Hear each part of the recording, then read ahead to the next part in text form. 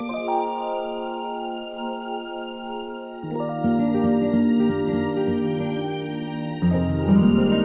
guys, well, we're here again. Another I'm not even gonna say amazing, but a great episode of the Poetry of Justice show with Jackie Ray Phillips. Because at the beginning and end of the day, this show here is validity that literally dreams do come true. So I am from the city of Compton. You guys know how much I bang Compton, and that's just it. I'm gonna do it until I'm not on the planet. But that being shared, I'm just gonna go ahead and switch things over to my sister because she did so much amazing research for today's topics. And so, Lori G, if you would not mind doing the honors for us today, please. I am so honored. Me right? too. I always tell y'all I'm excited, but this time I am super excited because it kind of took me down a little pathway of memory lane.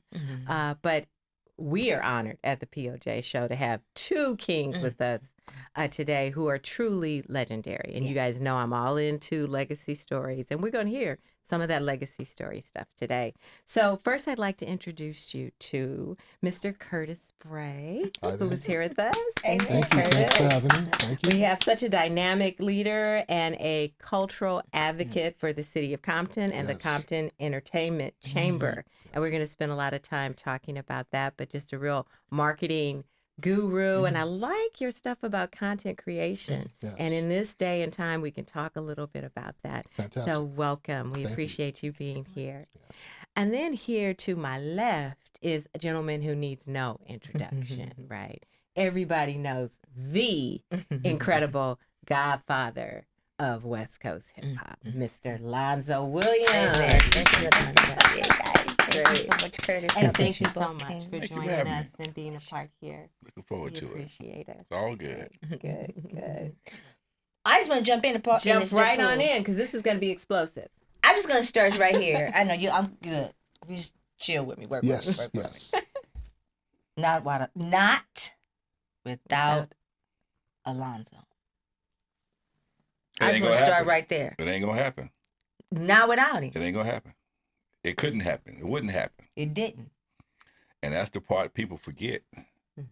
And I understand why they forget or why they don't know. It's a real easy mistake. The people that benefited from my efforts don't know the history of what I had to do in order to get them where they are.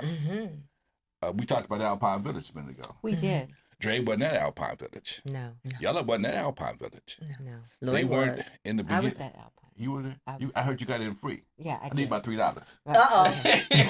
Plus interest. But they don't know about that. They knew of Alpine. Okay. They didn't know about Alpine. Dre and Yella and none of the guys got to me until like my second or third year of Eve After Dark. So they don't know the history that I had to, that I created prior to meeting them. Right. So they can't speak on it. Right. And I tell people all the time, their umbrella is so big, I'm living in their shadows. But again, it was my shadows that created that umbrella. Absolutely. Okay, so, but again, like I said, but Ice Cube was probably the one that speaks about me the most. He appears to know the most about what I've done, my history, but let's do the math. Right. I am 12 years older than Ice Cube. When I was doing Alpine Village at 19 years old, he was what, 7? Right. So he only knows so much. Right. Okay. When I got to Eve After Dark, I was 22. He was 10. He was in the 5th grade. He trying to figure out multiplication. So it's great that he's heard about it, but nobody's experienced it. Right. And that's one of the unique things about the history is only a handful of guys, unknown DJ Andre, Roger Clayton, rest in peace, and myself, who were here for the West Coast day one. Andre don't do interviews. Roger passed on.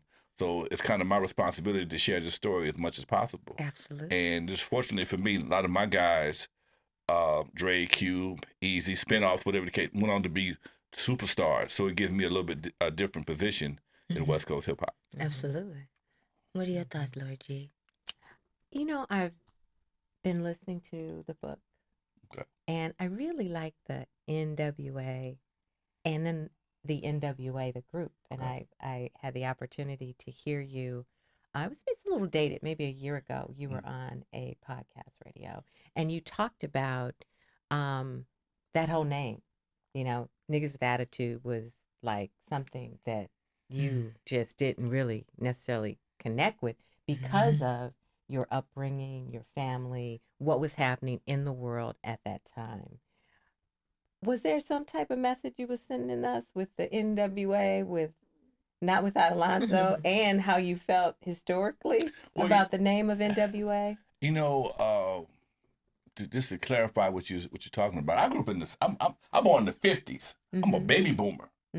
Okay, and I was very heavily influenced by my dad, and I had never heard him use the word nigga as a term of endearment. It was always a derogatory term. Look at that nigga. He don't take care of his kids. Look at that nigga wine on. We had wine on. We didn't have grandkids. We had wine on. So nigga wine on. He drinking that wine. So it was ingrained in me not to use that word as a term of endearment. So when they said they were gonna be niggas with attitude, I'm like, wait a minute, man, my daddy. I want to be that. Right. Okay. Right. And my daddy would say things to me like when I first started getting cars. I got my first car and I was like 14, 15 years old. You could do that back then. He would tell me, "Don't nigger it all up." Oh, right. You nigger up something, okay? And so it always came to me as a derogatory word. Right. And I never heard him talk to his buddies like that. So coming from that era, it's hard for me. It was hard for me in the beginning to use that word as a term of endearment or try to see it anything other than a derogatory term. Right. And for them to say, you gonna make a group like that? How you gonna do that? Right. And that's when it came with the acronym NWA. And at the same time, we had just left Epic. We had to deal with Epic Records. I'm working with one of the most powerful men in the record industry, Larkin Arnold. I'm buddies with Gerald Busby. Gerald Busby gave me Cameo to get Eve After Dark off the ground. These guys are at the NAACP Awards, you know, on front row getting awards. How could I take you a group? How could I support a group named Niggas with Attitude?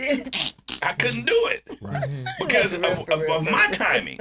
Now, things change eventually. Right. But for my timing, moment, no. Okay? Right. For my timing, it didn't work for me. And that's something I tell people all the time. You have to understand, even when they first did it, it still wasn't accepted immediately. It was, oh, yeah, we all gonna be niggas. No, the world fought that. Yeah. Everybody fought that. Yeah. Okay? And eventually, we all became niggas We did. and bitches. Wow. And it was embraced it. And I still ain't figured it out yet. I'm still trying to figure out how we did that. Right. But, you know, that's a whole nother thing. Well, I'm a 70s baby. And so when NWA came out, it was a cringe moment for people in my circle, my age group. It was like, whoa, you know, this is major. What are we saying here? And although we embraced a lot of bold moves, you know, bold statements, things that, you know, people stood out kind of going against, you know, the standards per se. But it was very cringy for a while. But the propaganda, as you said, eventually we all became niggas. You know, it all became commonplace, you know. But should it? No, it shouldn't have. I mean, because it kind of coincided with the whole conscious movement into the 90s. It just kind of flowed into that, and then that conscious movement kind of moved into 90s hip hop. Where they weren't talking about that. They were talking about black advancement and, you know, and pulling together and so forth. So it was kind of a counter message. You know, some of NWA's music, things that they were involved with trying to embrace the gang truce or, you know, being a part of some of those movements was a nice play, but you still niggas with attitude. You know what I mean? Have we evolved beyond that?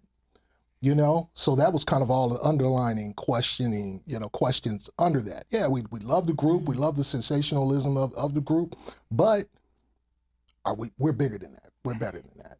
You know. So at least in my circle, you know, I have a pretty big circle too. You know, we weren't wearing, you know, a lot of NWA, you know, gear and merch and so forth. We weren't walking around, although we saw people that were, but you know, we weren't.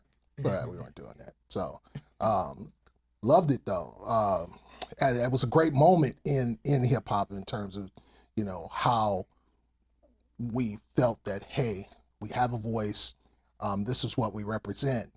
But it also was a dividing line between those that wanted to continue moving in that direction and those that wanted to evolve, you know?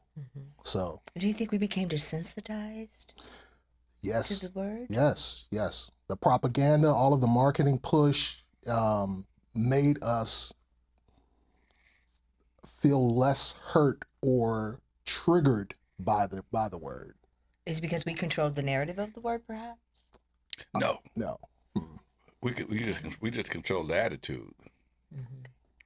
When you think about what's going on right now, I'm gonna fast forward to 2025. Okay. When you have Carnival Cruise Lines banning rap music, banning fans, banning a lot of stuff. Oh yeah. Just burn the fan down. Yeah. You can't do it on. You can do it on the water. You can do it on the shore. Can't do it on the water. Oh.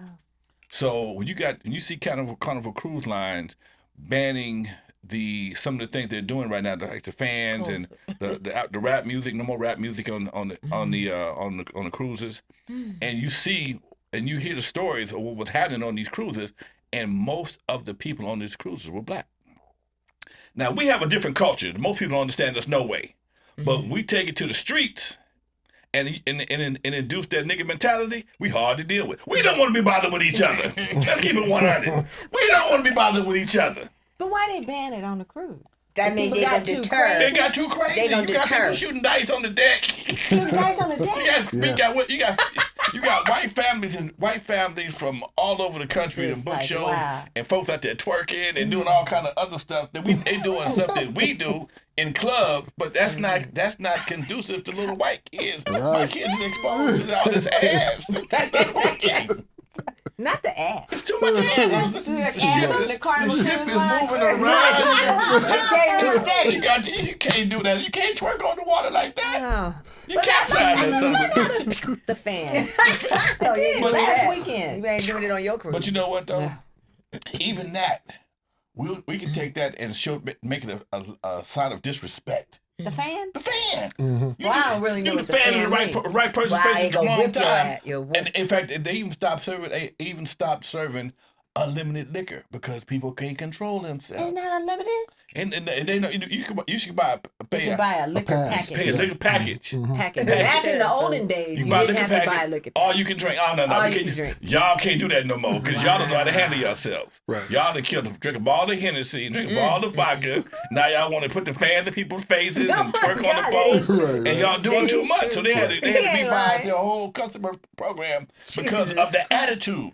Now, is this happening on Royal Caribbean? No, this is just Carnival. Okay, so note to self. Note to self.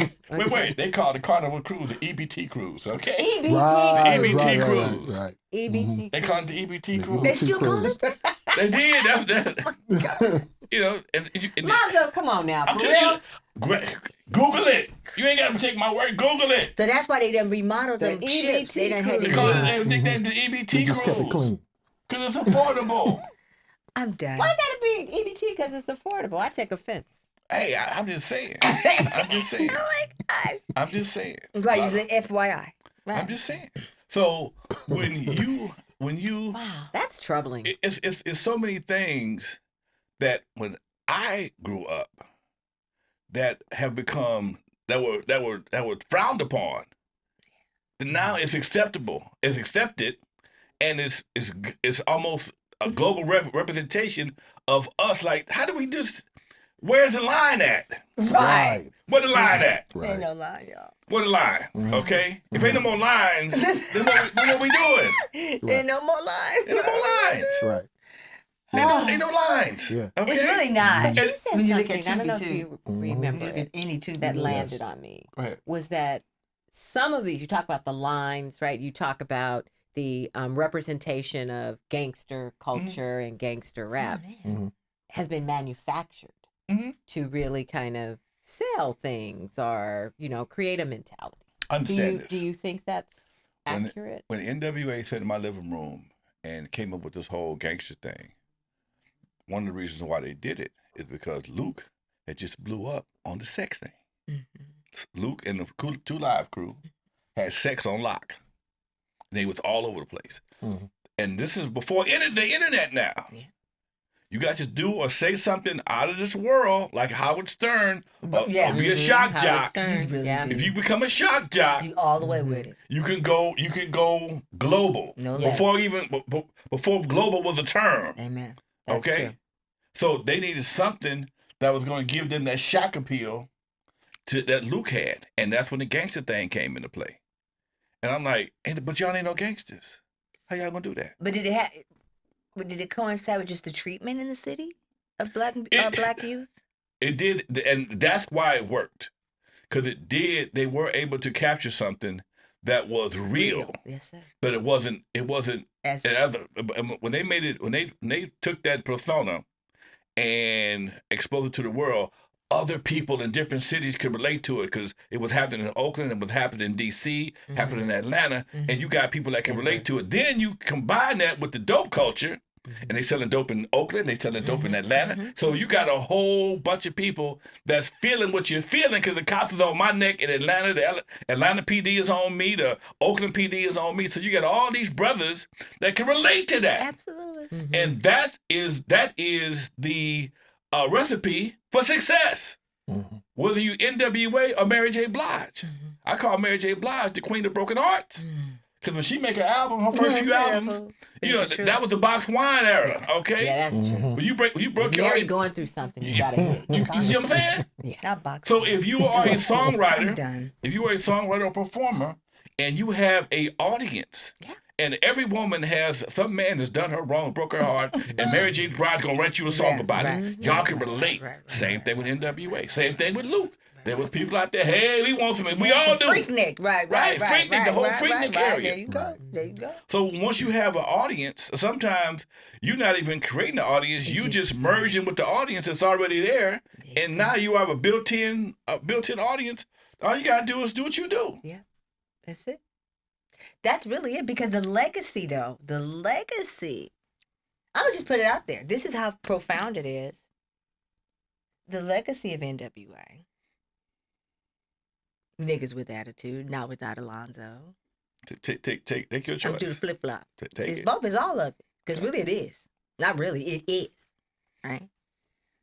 And I love him to pieces. It was a little rocky at the beginning because sometimes it's hard to matriculate new people into your life. And with my oldest born baby girl, but my son-in-law, you've met my daughters. You know them. But my oldest, I only have one son-in-law right now, and his name is Big J. I'm gonna call him Big J. And when I first met him, it was at my sister's was doing wedding for her eldest child. First time I ever met him, my daughter, for her to bring somebody around me, and her daddy was like monumental, right? It was like, and she brought him to the wedding? I'm like, okay, all right. I'm gonna open my eyes, see what's crack-a-lacking right here. Second thing I know, he was a handsome young man. Second thing I noticed was a massive tattoo on the side of his neck, NWA. He's like us, straight out of Compton. Like me and my sissy, a Compton tar babe, all the way through. So then I look at him, and I love him. I really do. Without you, Jay wouldn't have this here, right? But he's holding on to it like, power. This is where I come from. So I'm going to keep going a little bit more. Welding is big in the family, right? So now is Jay. He's now in welding, and he's an iron workers union, right?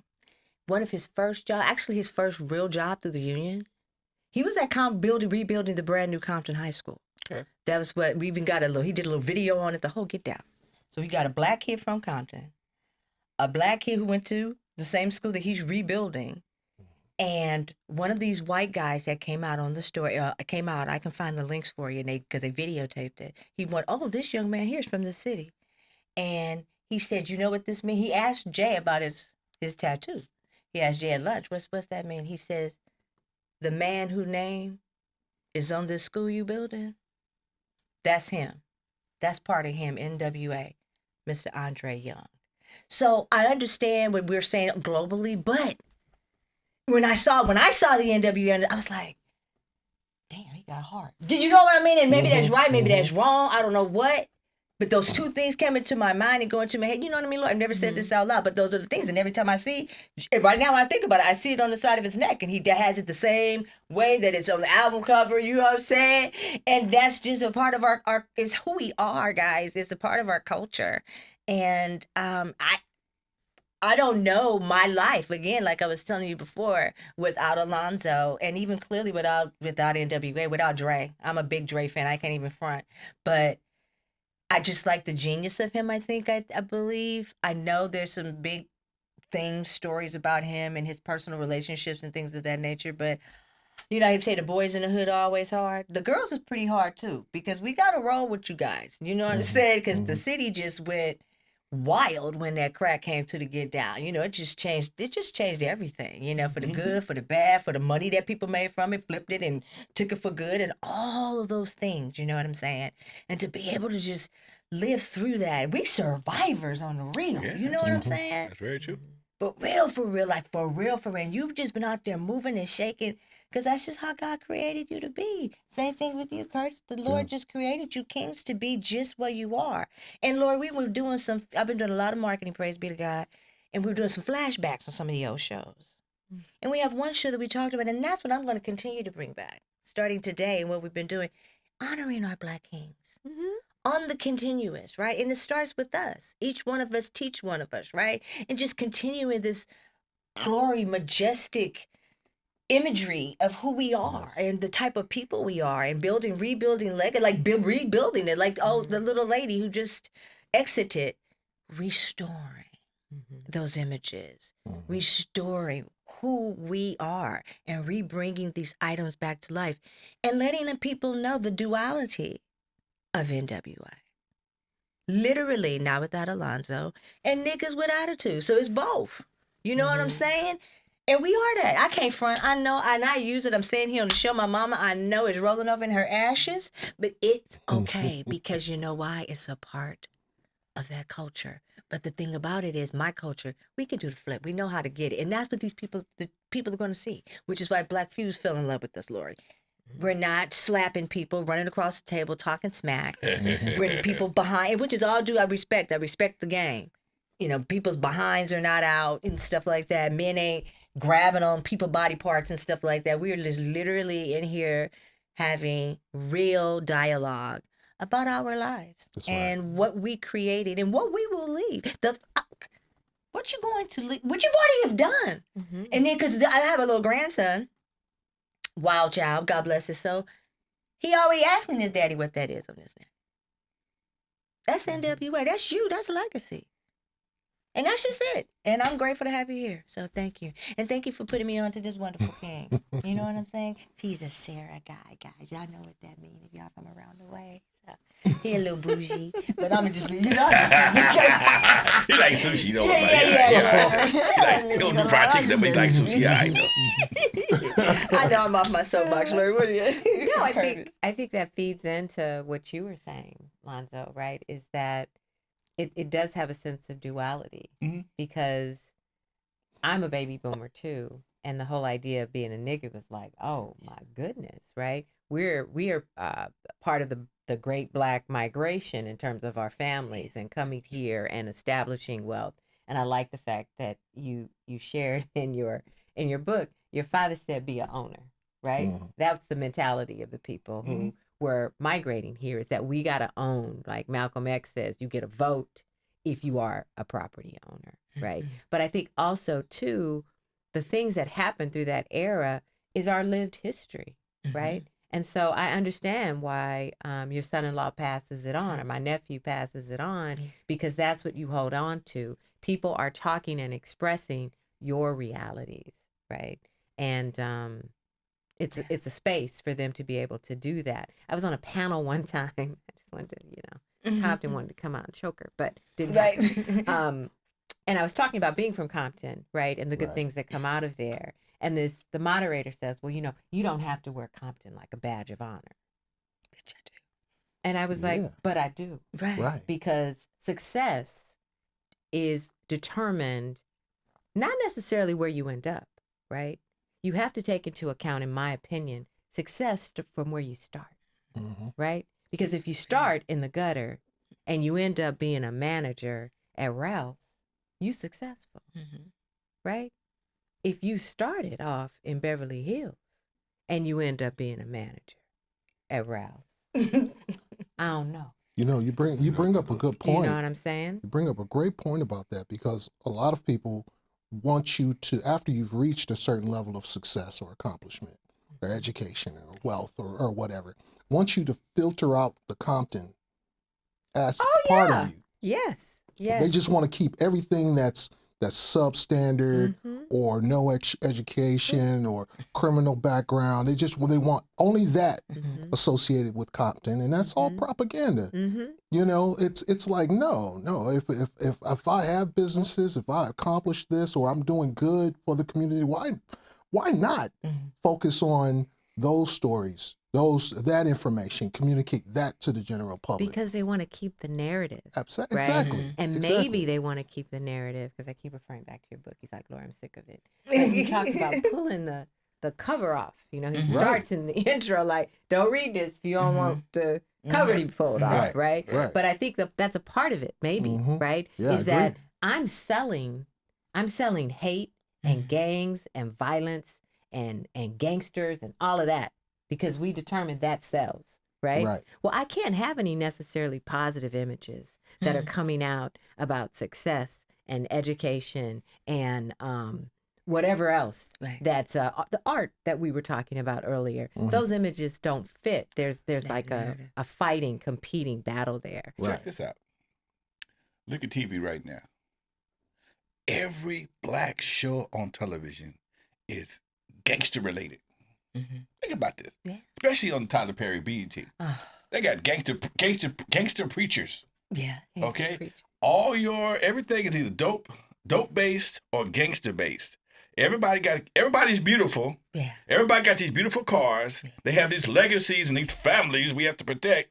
And there's always a rival between two families that nobody ever had before in real life that I know of. Right. But this is the common story they tell us over and over again. Whether it was Empire, whether it was one with Ghost, Ghost, you know. Yeah. Power, Legacy, Tommy. We all do Full. It's always the same scenario. And my question is, in most of these movies, most of these television shows, you never see the white people that really got the dope. Right. You only see the retail version. Yeah. You don't see the hotel and the manufacturing part of this. We're not manufacturing. We're not shipping. Right. We are retailing to our people. And this is the image that you always see over and over again. Even when there's a show called The Family, New Orleans, with my girl from Talking about BMF? Huh? Talking about BMF? Not BMF, the one Sunshine from Eddie Murphy's movie. She's in a Tyler Perry movie, something Family, New Orleans, and they all got mansions and everybody's shooting each other. It's like that lifestyle. It's like that's the only lifestyle that our people can accept for television. We have to have a gangsterish type image. I think you're talking about Beauty in Black. Something like that. Yeah. That was so unreal to me. But anyway. But is that because that's what the networks want to purchase because they feel that's what will sell?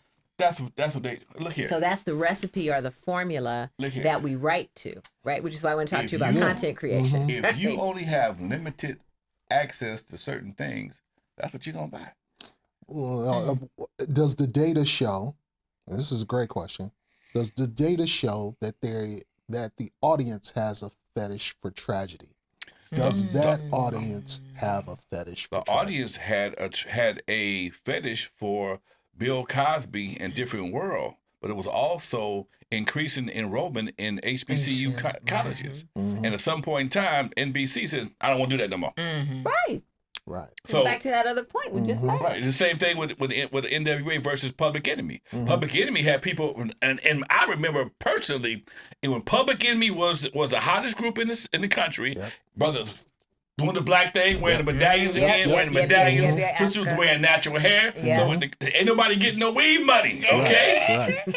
If sisters is getting blowouts and they, brothers are doing a different thing, and all of a sudden, you got a whole flip. Mm-hmm. And I'm watching this flip because I remember us going to play paintball with Russ Parr, Bobby Jimmy, and the Critters and the Dream Team. We'd all drive up to Malibu to play paintball. Right. And the only music we listened to in this van was Public Enemy. Wasn't no NWA yet. Right. We still Wrecking Crew. Mm-hmm. We still happy. Right. Okay. And this is some people have to realize in our era, we were happy. I'm dancing. Yeah, having a good time. Wrecking Crew was a dancing romance. We got 2 missions in life: to make you dance, again, girl. Right. 1 to 2. Girl. Right. That's it. Okay. I never made a record in my life trying to impress no other man. Right. I'm trying to convince a woman. Right. Either let's get busy or let's dance. Right. 1 to 2. Right. And then you had the backstory as a community of Black folks with the Public Enemy, getting your head right and getting yourself together, ownership, the whole 9 yards. And this was a big movement, and somebody saw this as being a threat. And shortly after that, we became niggas. We went from brothers to niggas overnight. Yeah, it started developing a strategy about changing the narrative again. And this is the part that community. I see, again, I'm a baby boomer. I grew up on Sly and the Family Stone. I grew up on Curtis Mayfield. I grew up on the Black revolutionary songs that gave us inspiration in the morning. I grew up on that stuff. Okay, I grew up in the 70s when everybody had love. You could buy a pair of white jeans and do what you draw on them, love and hearts and peace, that kind of stuff. So I grew up in hating the Vietnam War. So certain things that I just could not get in my head, but I couldn't tell them that because they grew up on something different. And here's something else that really it didn't dawn on me until about 3 years ago. We were in Sacramento. I was doing a book signing, and of all the members of World Class Wrecking Crew, I have never met their daddies. And my dad was a very influential force in my life. He was an influence to all my daddy. They all knew my daddy. And my daddy come to the studio, sit there and post what y'all doing. What y'all doing today? What we doing today? What we doing? My old man, be at the eve after dark, he had more girlfriends than I did. Okay, he was a part of the whole era till he got sick and he had a stroke. But I'm just saying, so I had a different kind of influence. So certain things I could not do. My operating system would not allow me to do certain things. They didn't have the same operating system. They didn't have the same operating system. Did the crack do that? I think the desire to make money did that. See, he'll tell you, I got 4, 5, 6 businesses right now. Okay, so I was taught to be resourceful. Yes, right. So I was never a one-trick pony. I was never a one-trick pony. Amen. So when you have resources, you have options. Amen. When you have education, I went to Catholic school. Okay, I went to Catholic school. By the time I got to public school, they thought I was a genius. Right. They wanted to skip me up a grade. My mom said, "Nah, leave his ass right there. He'll be all right. He'll catch up." But it just gives you a different. Then my dad taught me street stuff, how to hustle. Amen. I cut lawns. Like I said, I was getting cars at 14 years old. I knew how to cut lawns and cut trees and clean out garages, do manual labor if I had to. Absolutely, right. You're gonna get that money. Then I realized I didn't want to do that no more. I'm gonna do something different. But I didn't wait till I was 21 years old and I got kids. Well, I got to do manual labor. I learned early what I wanted to do, what I could, should, and I might want to do at an early age. You follow what I'm saying? So when you start doing things early, you can experiment and say, "Oh, too much care for this freeway thing. There's too many cars. It's cold out here. And I got black widow spiders everywhere. Okay, this is not working for me." So when I had a chance to go to broadcast school, I took that. But again, you have to be willing to experiment and check out other things to see what you do and do not like. Some people get caught up in the things, they get thrown into something and they stay there forever because they don't have no resources. They don't have mentoring though. They don't have mentoring. I think that's important. Yes. Major. Mentoring. Mentoring is very important. Yes. Mentoring is very important, and that was in everywhere I've ever been in my life. I had a black man that said, "All right, you want to do this? Come on. You're gonna do it my way Yeah, but come on. until you learn a better way." Amen. Whether it was my dad, Jeff D, Larkin Arnold, Gerald Busby. I mean, these are the kind of guys that I had to work with, and these guys are already successful. Right. So why not follow success? Absolutely. It's already there. You ain't got to reinvent the wheel. Just put some new shoes on it. Put some rims on it. That's all. And that's what always been my philosophy when it comes to doing things. And at that time, when I saw it, but what they were doing was so left for me. Huh? We're gonna do what? And I always said, if you're gonna do something, if you're gonna be a financial consultant, you need to be rich. That part. If you're gonna be a health guru, you need to be healthy. Okay. Right. So if you're gonna be a gangster, you might want to whoop somebody's ass or something. Do a little ass whooping. Do something. Do something. Right. Here's the funny part. I'm not bragging. I've done more gangster shit than all of them together. You had to, in my era, to survive on Avalon and El Segundo, you had to be prepared to do what you do to stay, hold your ground. Right. I'm not. It's not a my calling card, huh? It's just the is. It's just what it is. But that's not my person. I'm a gangster. No, I done some gangster shit. You had to. But I'm not. Ain't nobody dead. Ain't nobody kidnapped. So everything else was good. Yeah, but I'm just saying overall, and when I understood what you was trying to do, and based on my personal experiences dealing with gangsters at Centennial, I'm an Apache, by the way. Okay. We're tar babes. Okay. Well, but my mom worked at Centennial for 25 to 30 years. Her name was Juanita Ray. Okay. She worked at the Parent Center. Okay, fantastic. Yes, glad to hear you got some connections.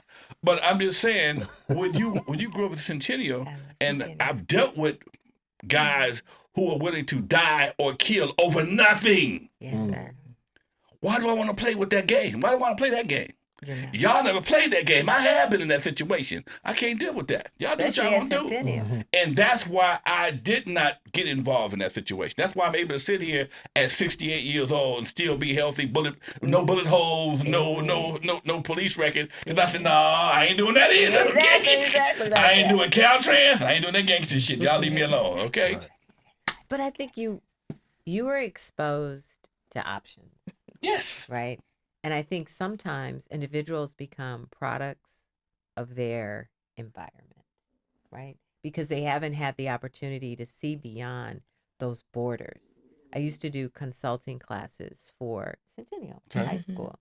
And I was amazed that our family home is down the street from Compton High. Okay. And I was amazed that there was people in my class that had never been over to the Compton courthouse. Mm-mm. They had not traveled that far. Right. So just imagine how small that space becomes for them, right? And as you say, they begin to mirror everything that they see there, and that becomes the only option, for them. And Alonzo brought up a good point about mentorship. and sometimes you don't always have someone that is an active mentor. Mm-hmm. But to your point, being surrounded by people that are actually doing something. Mm-hmm. You know, when I came around, Alonzo was a great example of how a Black person can be an entrepreneur and and stay out of the streets, you know, et cetera. He was a great example of that, you know, to everyone that came to a studio, everyone that was involved with him, all of his businesses, et cetera. And it's like, yeah, I want to surround myself with more people like him because of that. And that's what, you know, kids in the community, they don't have access to people actually doing something. Mm-hmm. They don't go beyond their 4 blocks. Their parents don't allow them to go outside of that 4 blocks. Using that as an example, take that same example. Folks have never been outside their community, right? Mm-hmm. You take 10 people out of their community and put them on a boat. Right. The EBT carnival. Put them on a boat. They got a carnival cruise, unlimited Hennessy, right. A paradise. They was gonna play Monopoly, but they got the same numbers. Let's go and get our buck on right quick. Right. And they're not. You see what I'm saying? Yeah. Wow. So put them on a boat. Right. You got the hood on the boat. Right. Okay. Right. and with no limits, and ain't nobody. And then you got the fact, and so many this new generation, so many of them have never been told no, have never been disciplined in any way, form, or fashion. That's facts. If you've never been disciplined, and somebody tell you no, you can't do that. Why not? Whoa. Right. That's why. This is exactly why I would not do another teen club. I tried doing a teen club in the late '90s. And I was so many old bald-headed MFs. It was, dude, you're 15 years old. You can't do that. What you gonna do? Whoa. I'll tell you what I'm gonna do. I'm gonna go sit my old ass down and cut this teen thing out. Y'all let somebody else do this right. I grew up. I made my initial money dealing with kids. Even if I started with a teen club. Right. Alpine was a teen club. Doodles was a teen club. Okay, that's what I did, and I never lost a kid. Everybody dropped their kids off. They picked them up. They had no holes in them. They were. Come on, got a little lumpy. Got lumpy. You get a little, but for the most part, yes. they went home and they came back again. Right. Okay? I ain't had to call nobody, hey, man, your kid's in the parking lot laid out. Okay? I didn't have to do that. So when you, and again, I ain't 25 yet. So I learned responsibility. And when you learn responsibility, because I was taught no, I had two dudes. Jeff D, the old man that owned the club, and my old man, when they cut the deal, they gave me the rules. Yes. Jeff D, I don't want no fight in my damn club. I don't want no drugs in my club. And if you do any of that, I'm gonna kick your ass. And my daddy sitting right there, they drinking. If he gotta kick your ass, I'm gonna kick your ass for embarrassing me. Shit, this is not working. Okay, so you got rails, you got guardrails. These kids ain't got no guardrails. You got grown folks that ain't got no guardrails. Well, they suppressed consequence. When we were and responsibility. And responsibility. Everybody was really hush about the penalty of stepping out of bounds or doing something wrong or embarrassing, that ripple effect of your actions don't just impact, it's not isolated to just you.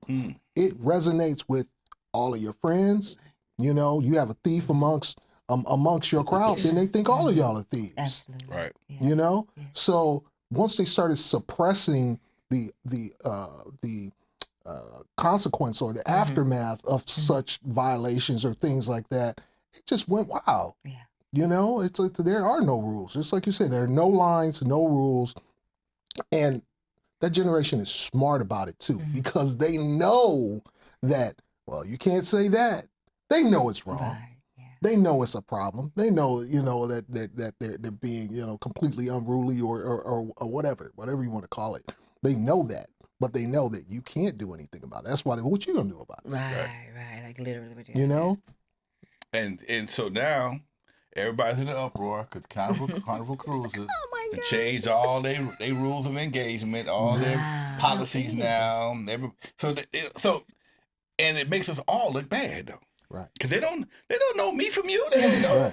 Right. They don't know niggas from black folks. They all look alike. Right. That's one thing that's true. Niggas and black folks all look alike. Right. Okay? They put us all in one big old jacket, one big old barrel, and that's who we are, and we all get treated the same way, whether you got a degree, high school diploma, or you a dropout. They still treat you the same way. Well, they make those determinations and those changes the same way that like we do it. When we look at the news and something tragic happens, a shooting or arson or whatever, we're sitting there and tell me you don't do this. We say, what color are they? Yeah. Oh, I hope they're not black. It's a white boy. We do it. I'm guilty of that. We do that. Serial killer. And I'm like, because they lump it all, and any time that it's associated with people of color, they just throw us all in one bucket. Well, we can start throwing them in their hillbilly buckets because look who's at the White House. No, it's different though. You don't want to put them in hillbilly? We can do it, but it's one bucket at a time. Wait. See, they have not endorsed their own degradation. They have not supported their own degradation. When you support your own degradation, you don't stop folks. Hey, man, we shouldn't be doing this, okay? Oh, man, right now, I got an old saying. If you if we all said we're going to stop saying the word nigger, the niggas would fight the black folks to keep the right to be niggas. Facts. Because for some reason, that's became a badge of honor. The mentality. I know some people gonna see that I think I'm stuck up. No, I'm not stuck up. I'm just tired of having to explain shit. That's all. Oh, you breaking it down. You have to explain why. Is it bilingual though? Is that another? It's talent for bicultural. us? It's bicultural. Within one human. Because we are. Here's the bad part. We all have a little bit of nigga in us. Okay. Absolutely. But again, it's not our calling card. Right. It's like with me. You just pull it out. Every You real pull it man out. has a little bit of gangster in him. A little bit. But it ain't his calling card. It ain't something he has You're to. leading with. I'm not leading with that. Just don't push me. Because I got my survival skills gonna kick in. Okay? If my survival skills kick in, you're gonna see a side of me that you're not used trying to. see. That's that other Gemini, the one I was telling you about. That's another Libra. Right. Okay? Oh, the other Libra now, right? Okay? The That's any man with a set of nuts. If he got a set of nuts, he's gonna do that. He's gonna have that. That's I'm back against the wall. I'm coming out swinging. I ain't gonna make it, but somebody going with me. Okay, that part right there. somebody going with me, That's and it. that is just Human that's nature. just human nature. But people, you can't have your way. As soon as you can't have your way, the first thing you want to do is try and intimidate somebody. Nah, man, we got something for that right there. Especially when you're only bluffing. You get more. And my daddy used to say, you get more flies with sugar than you do with shit. Mm-hmm. You really do. But I think the N word has become like a cultural, maybe not even cultural, but maybe a hip hop artifact, right? It's just of this, like, if you cool, you nigga. Because I've heard people who are not black call their friends niggas. I'm gonna tell you something. Check this out. DJ Mustard made a song called "My Nigga, My Nigga, My Nigga." One of my partners, we was on this record pool together. He worked with this DJ Mustard. They in Oklahoma, someplace where predominantly white city, and he says, "You got 5,000 white folks singing that song, My Nigga, My Nigga," and he felt it, and he understood the impact then, because it burns different. It hits different. It hits different. I tell you what you do. What's the negative derogatory word for Jewish people? I'll wait. You might know. I don't know.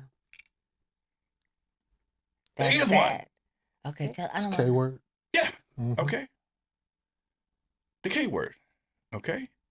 And when Michael Jackson used that word in one of his songs, they made him go back to the studio, re-record the entire song, recalled all the albums that had that word in it on the album cover, in the song, reprint, repress, destroy, and do everything else, and then re-release it without the word in it. With us, all we do is we reverse it or beep it. Okay?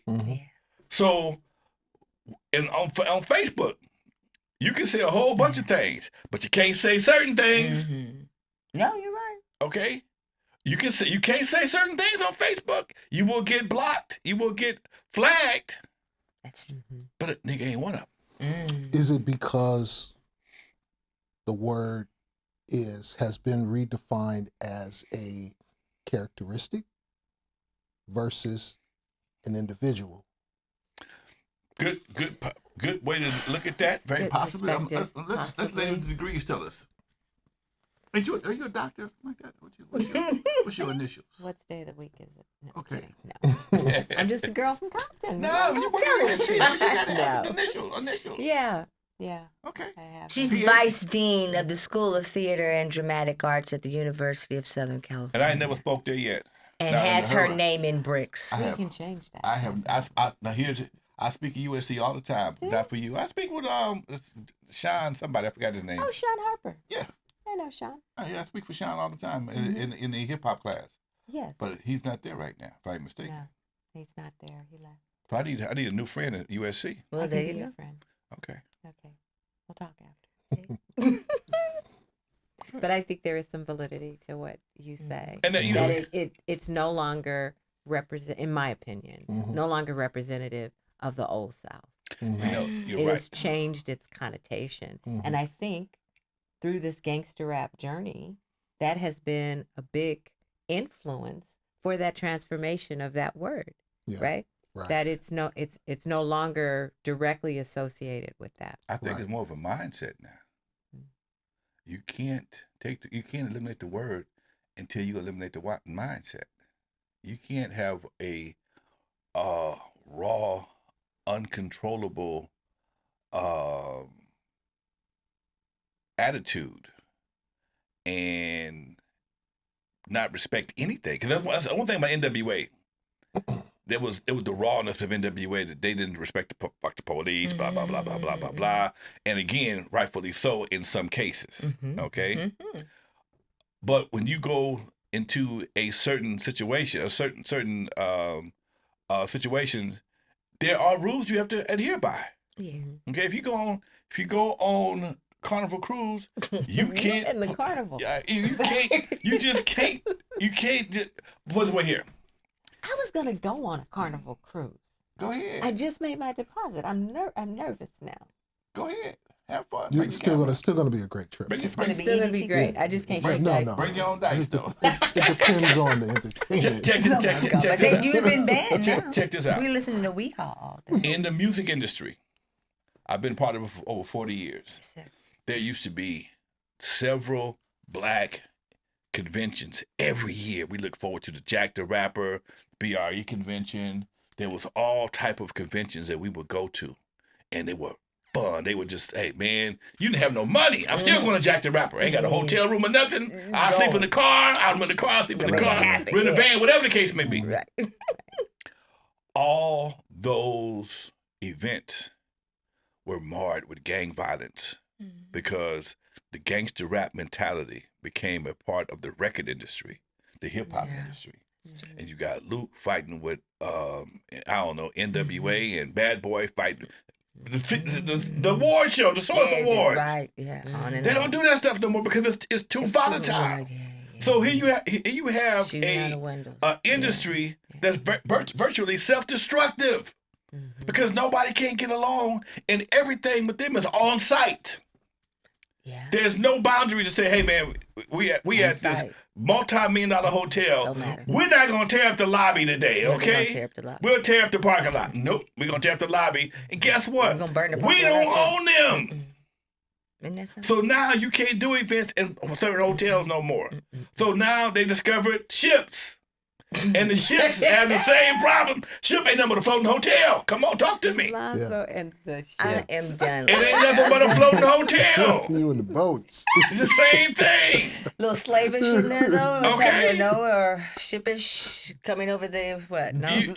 A ship ain't nothing but a floating hotel. Floating Right. hotel. That's true. Okay, so you do the same reason why you don't have Jack the Rapper and the BRE convention at the Sheraton Hotel or in Atlanta. It's the same reason why Carnival Cruise like, nah, I ain't fucking with them niggas no more. No. We gotta put some cuffs on. We gotta cut Gotta them get some down. rails. And we don't, Gotta have some unfortunately. rules. And they don't have the staff to kind of squelch it. No, man, they got the kids You know, on it. I mean, Curtis said to squelch it. Squelch it. Try to keep it. that's that sad. I'm sorry. No, of course not. You on the ship and you got a whole cabin, a whole segment full of gangsters. Wow. And you a little There's white nowhere to dude go. that's trying to work his way through college. Because like you say, we're all On the together. water. Right. On the water, and we You're can't. stuck. If you Separate. get tossed off the boat, Right. you trying to turn the ship done. around. Did that turn Right. that ship Nope. around? Wow. Those are really big things to consider. Quite. Yes. Yes. Quite big. That could be a big problem. It could be. That could be. It is. Okay, who needs that attitude floating? It's bad enough having it on solid ground. Now it's floating in the middle. You can't see it. Land on either side of nothing. There ain't nowhere, no land, nowhere. Stuck with these. And folks is tripping. Yeah.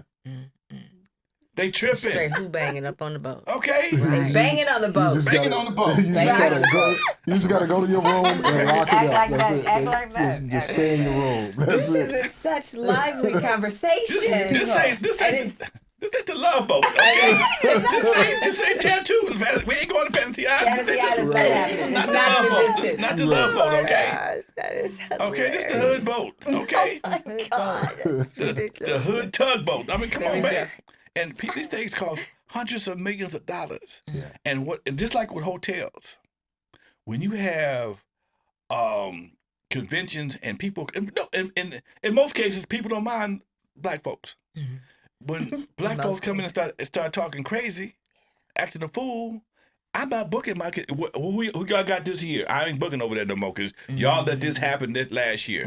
And you got Yelp and you got all these different ways of ruining a business year round. And if you got a couple of Karens on the boat, we're not. Oh, but they were doing this, they were doing that. Next thing you know, it's all over the internet. Yep. That Karen's little girl was twerking with some dude, and little Johnny was down there in the dice game. Right, with his fan. His somebody was a fan. So I'm just saying, it's just the possibilities of stupidity becomes endless, and you just have to find a way to squelch it. Yeah. The possibilities of stupidity are I know. endless. Okay. I'm going to quote that. Well, I want to just steer the ship, staying with the boat metaphor, right? You're going to change course just a little bit. Right. And I'd like for you, the two of you, to talk about the advocacy you have for prostate cancer. And you do an event, don't you? Yes. For that as well. I'm a prostate cancer survivor. Amen. About 14 years now. And when I got diagnosed with probably one of the most traumatic things I've done in my life.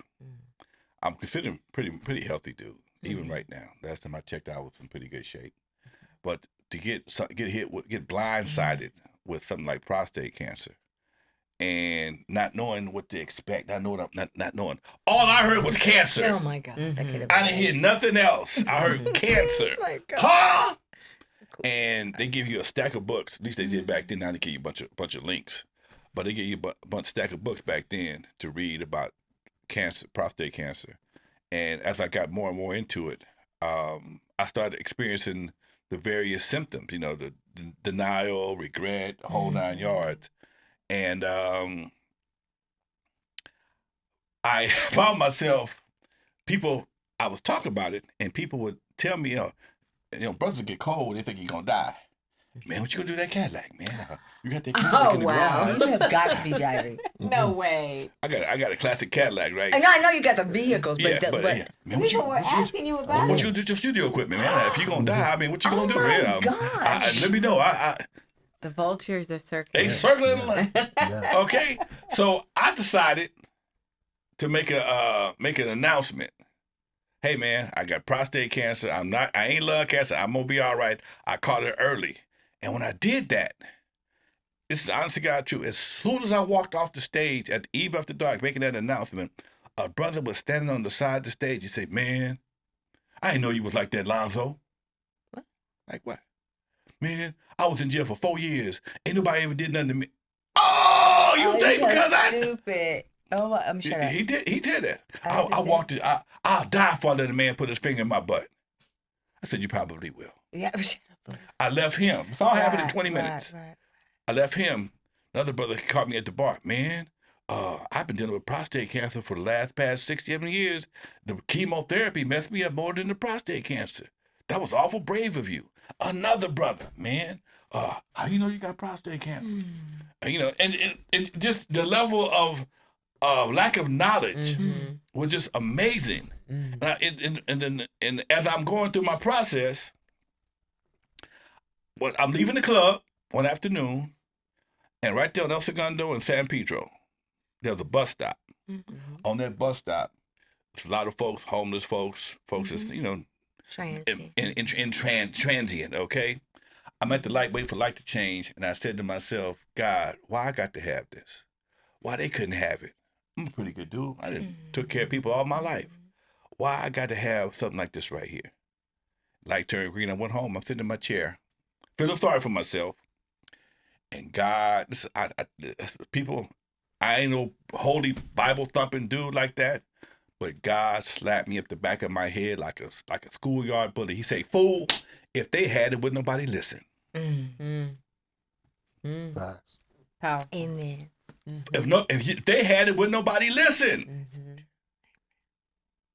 I got the platforms. Now without Alonzo. I got the reputation. Yes. So I started talking about it. And the more I started talking about it, the more I got involved, more people started listening. And I had a golf tournament. We started doing a golf tournament at first out in Lakewood. And we changed that to a walk, something that's a lot less expensive. Yeah. Because it's not about the money. Right. It's about getting the word out. The experience. We partnered with Channel 11 I've been on Channel 11 for the past 5 years. Every year they come out to the event. They do a live broadcast from the event, and lives have been saved. Amen. People have called me, man. I'm so glad you talked about that, Alonzo. I went and got checked at the doctor, man. And dude, I had it, didn't even know it. Man, thank you, bro. One of my good friends called me at a hamburger stand, man. When you made that post on Facebook, I didn't. I went to go check for prostate cancer. I didn't have prostate cancer. I had colon cancer. So I know I'm hearing the results. I'm hearing the results. Yeah. Right. So it just made me want to dig in even more because it just, when you've done a lot and you've been blessed, you got to give it back. Yeah. Yep. That's true. You got to give it You back. have to share. Yeah. You definitely. I'm able to sit here as a grown-ass man. Like I just celebrated my 68th birthday. Happy Okay? birthday. I ain't got no great things. Thanks is just for men. But, you know. But it just is. I've done a lot, but that was old. You know, it's like Janet Jackson. What have you done lately? Yeah, you only good as your last deal. I can only ride the NWA, you know, that reputation for so long. Now I got to take that and take it someplace else. Flip it and go somewhere else. I got to flip it and make it bigger. Okay? Thank you for sharing I'm that with working on that dash. You know, they talk about that from the day you was born to the day you die. That dash, I'm working on that dash. That dash, you know, is more than just NWA. You know, it's more than just Dr. Dre. And that's just my how I feel about it. Absolutely. So the prostate thing, I speak for events all the time, and I'm looking to do more events. I'm looking to take this legacy and make it bigger because this finger right here, either the fear or the use of it has killed more men than anything else. This is a trigger finger. It's a trigger finger, okay? But it's also the finger the doctor uses to insert it in your behind. But now they have tests. That's what we're getting to, okay? Shut up. That's what we're getting to. I learned that from a My thing is, don't fear the finger, because there is PSA test. It's called prostate-specific antigen. You just draw blood. They run it through the system, through the process, and they'll tell you if you have prostate cancer or not. They can tell you. Just like we have on our prostate cancer walk that we're doing on September 20th. We have a van that will be out there drawing blood. Now, if you too scared to have your blood drawn, I can't help you. Come on, man. I can't help you. September 20th, we'll be out there. Okay. September 20th. Absolutely. We have a van out there that's going to draw your blood. They'll call you back privately, send you an email or whatever, and let you know what your situation is. We're not going to be out there with no Curtis. You don't want Curtis to give you a prostate exam. The big ass hands he got. I know.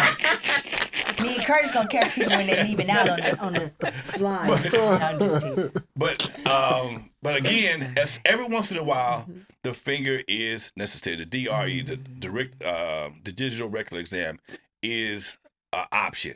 So don't let the comedians, make it like it's a big deal. You ain't gonna, you will not lose your anal hymen, will not be broken because of your Anal That's hymen. my new body Wow. part. Your anal hymen will At still the be knees intact at this after point. the doctor. I'm If the done. doctor has to insert, do a DRE. Your anal hymen will still be intact. You will not lose your heterosexual stripes because the doctor had to do that. Okay, come on, man. It's bigger than that. It's bigger than that. And if you catch it early, you all good. That's the key, right? That's the whole thing. We want to live. A black wanna doctor. live, When I was so dealing catch with, it early. when I was going through my head trips, I went to the Watts Health Clinic. I had a buddy who works over there. Black doctor was walking past the door. My buddy, hey doc, could you come here for a minute? Doc popped his head in. He said, what's going on? He says, my partner just got diagnosed with prostate cancer. I'm gonna tell you the black version, which the doctor told me. Doctor said, what's your PSA? I told him. He says, did they find how many pieces in your they did a biopsy? How many spots did they find cancer? He says 2. I said 2. He says, what's the percentage? I said 5 and 15. Doctor looked me dead in the face. He said, nigga, you ain't even sick. That part. Ooh, okay. He said, nigga, you not even sick. Now, this is what I didn't want. I didn't mind me calling a nigga this day, okay? Right. He said, He said he didn't mind on that day. I didn't mind that day. He said, nigga, you ain't even sick. That All you part. gotta do is do what you're gonna do. A year from now, it's gonna be like a bad dream. He gave me that, and we was good. That's why I love the Watts Health Foundation. Okay. You know I don't mess around. That's what he told me. Yeah. Mm. Okay? I know. He said, if you gotta have cancer, You want prostate cancer or skin cancer in the early stages. They're the two easiest to fix. They're the two easiest to correct. So my job right now is to get my hip hop generation, the brothers behind me, to not be afraid to go get checked. And if you got something to deal with, go deal with it. They got all kind of ways to deal with that. They have the proton, proton theory, which is, procedure, which is real simple. They go straight to the cancer. I had my prostate removed. I got 5 kids. Now I ain't making another baby. I'm good. I got 6 grandkids. I've done my part on Earth, but I'm just saying, okay. And brothers, here's the part that everybody gets scared of. Okay, it's the part that brothers get scared of. Man, you still gonna have a sex life after you had that? Doctor told me a week after I had left the hospital. Doctor says, Mr. Williams, okay, it's time for you to get back in the saddle. Now I had a car wreck once about, in 2019. My passenger actually got killed, dislocated my shoulder, and I had to go to therapy. Okay, I had to go to therapy, and the doctor tells me you got to start therapy. I'm like, damn, therapy again. He says, yes, here goes a prescription for Cialis, and your therapy is to get as much sex as possible. What? Tell me that. Therapy! Yeah. You wanted that therapy. He had to call the 976 lines, had all kind of people coming up. We're going to say that for the show, too. All them friends are talking about, what can we do to help? Come on. All of y'all over there. I'm just joking. What can we do to help? Right. Hey, whatever you need, I know what I need right now. Okay. Anyway, I need some therapy. Anyway, folks, all jokes aside, that was probably the most uplifting part of the whole thing. Not the therapy, just the fact that he said, hey, man, it's like any other muscle. Amen. If you don't use it, you will lose it. Oh, man. Okay? So, and I got to tell them, part 2, dead men ain't fucking nothing. Okay? Right. Dead men ain't screwing nothing. Straight out of Compton up in here today. Amazing today. See how to get down with the get down. Dead men ain't screwing nothing. So, figure out what's really important. There will be a part 2. We will be bringing Alonzo back. Exactly. Curtis will be back giving us all of our extra spelling bee I got words. Curtis blushing over there. I got This nigga gone crazy. Look, do a little bit of work. Go ahead and take this home, Exactly. Sissy. Curtis, let us know how to get in touch with you, King. Yes, and then how we can we out. get in contact? I can be reached on Instagram or Facebook at Midlife and Times, MIDLIFE and Times, TIMAS. That's the best way to get a hold of me. Amen. Yeah. Great. That's wonderful. And we get a hold of you. I got a bat signal. A bad Throw signal. it up I in figured it just would show Yeah. up there in the sky. We call it. I'm an email guy myself, man. Just email me, LONZOWMS@gmail. That's All it. right. Alonzo WMS as in Williams Alonzo @gmail.com, and I'm good to go. I check my email regularly. It's going off right now. Right now. Well, you seen it right here, ladies and tell you. gentlemen. Compton in the house. We'll be back from the Hub City. You seen it live. POJ Show. Thanks.